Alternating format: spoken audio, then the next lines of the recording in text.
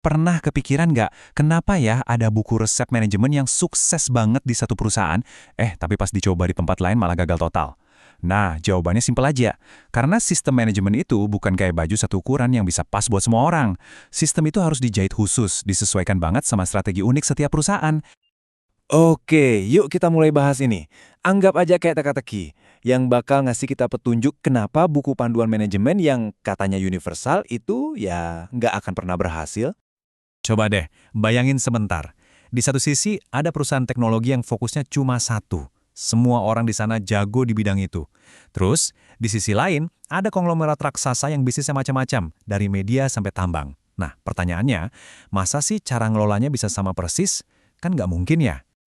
Nah, jawabannya itu ada di sebuah ide yang namanya teori kontingensi. Kedengarannya ribet ya, tapi intinya simple banget kok. Nggak ada satu cara terbaik buat mengelola. Cara yang paling pas itu selalu tergantung sama situasinya atau kontingen sama faktor-faktor spesifik perusahaan itu. Dan ini visualisasinya bagus banget, coba lihat deh.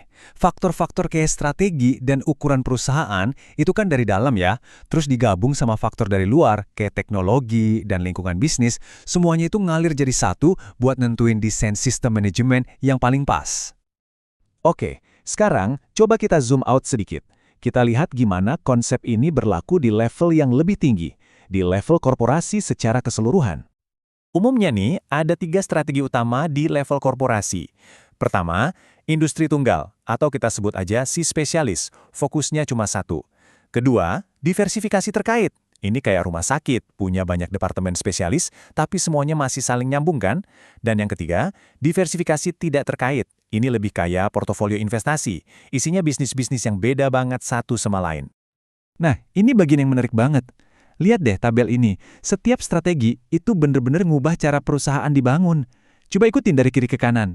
Makin beragam bisnisnya, makin kelihatan polanya. Wewenang pengambilan keputusan itu jadi makin disebar, alias desentralisasi.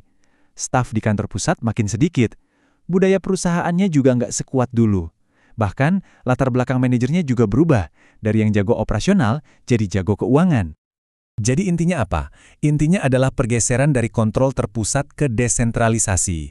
Kalau perusahaannya cuma satu jenis, ya pimpinan pusat pasti tahu semua seluk-beluknya.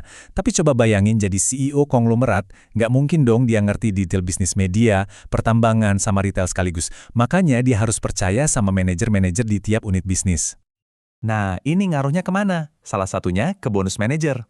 Gini, karena bos besar di konglomerat nggak tahu detail tiap bisnis, mereka pakainya rumus yang kaku buat nentuin bonus. Angka-angkanya harus jelas.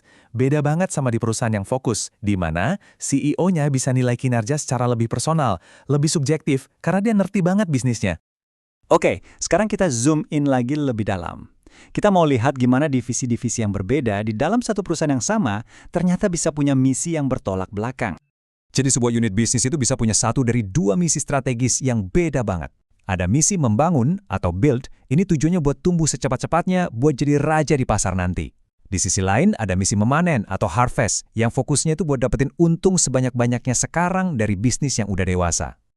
Nah, unit bisnis yang lagi membangun, ini tindakannya itu kalau dilihat jangka pendek kelihatannya jelek loh di laporan keuangan. Kenapa? Karena mereka banting harga, jor-joran buat riset dan marketing. Itu semua sengaja dilakuin, karena ini investasi buat kemenangan yang jauh lebih besar di masa depan. Ini jadi pertanyaan penting kan? Kalau kita cuma lihat angka untung jangka pendeknya, manajer di unit membangun ini kelihatannya gagal total. Labanya kecil atau bahkan rugi. Tapi, beneran gitu ya? Ya jelas enggak dong. Ini artinya sistem pengukurannya yang keliru. Ibaratnya kita nggak bisa menilai pelari maraton dari seberapa cepat dia lari di 100 meter pertama kan? Unit yang lagi membangun itu harusnya diukur dari hal lain. Misalnya, seberapa besar pangsa pasarnya nambah, atau target inovasinya tercapai atau enggak, bukan cuma dari untung kuartal ini aja. Oke, sekarang kita masuk ke elemen terakhir, tapi ini penting banget. Faktor yang bisa ngebentuk sistem apapun, faktor manusia, atau lebih tepatnya, gaya pribadi si pemimpin. Gaya si bos itu ngaruh banget ke cara kontrol dijalankan. Ada pemimpin yang gayanya personal. Dia suka turun langsung, ngobrol sama tim, biar dapat feelingnya. Ada juga yang gayanya impersonal. Dia lebih percaya sama data, laporan formal, dan rapat terstruktur buat ambil keputusan. Sama juga soal tingkat pengawasan. Ada bos yang kontrolnya ketat banget. Setiap detail dipantau, kalau ada yang melenceng sedikit dari budget langsung ditanya. Tapi ada juga yang kontrolnya longgar. Dia kasih kebebasan lebih buat timnya, yang penting hasil akhirnya beres. Kutipan ini benar-benar nangkap intinya. Jadi, gaya seorang CEO itu bukan sekedar soft skill yang bisa diabaikan. Gaya kepemimpinan itu adalah bagian penting dari mesin sistem kontrol itu sendiri, dan pengaruhnya terasa di seluruh penjuru perusahaan. Jadi, kesimpulannya jelas banget kan? Sistem yang bagus itu harus nyambung semuanya. Harus selaras antara 3 hal. Strategi besar perusahaan, misi spesifik tiap unit bisnisnya, dan gaya pribadi para pemimpinnya. Kalau satu aja nggak sinkron, udah deh, sistemnya pasti bakal goyang. Sebagai penutup, saya mau kasih satu pertanyaan buat direnungkan.